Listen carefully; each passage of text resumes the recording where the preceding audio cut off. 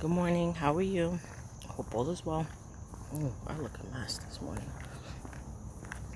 All right, so I'm sorry if anyone of you has followed me on other social media platforms or here, TikTok or YouTube. You may notice sometimes I'm a little bit out of touch. That's because it's not anything towards anyone. It's really me. Like if I'm dealing with a super stressor, I want to deal with that stressor first and then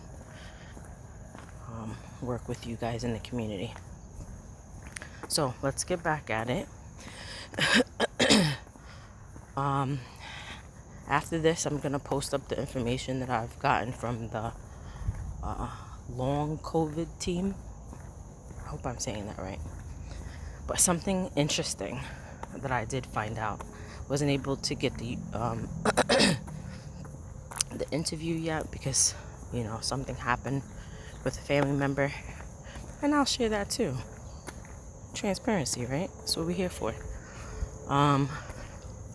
So symptoms of a chronic cough, or if you have symptoms of what they call post-COVID or long COVID. Long COVID symptoms are not the same as a chronic cough symptom.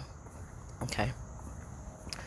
Long COVID symptoms, I'm getting this straight from the doctor. You had COVID.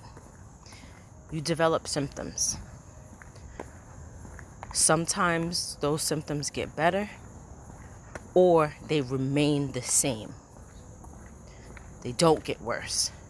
So that means you have maybe a post-viral symptom.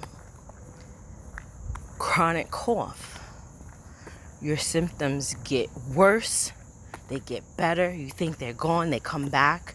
It's a struggle. It's a continuous struggle. But that's what we're here for. Community teaching, right?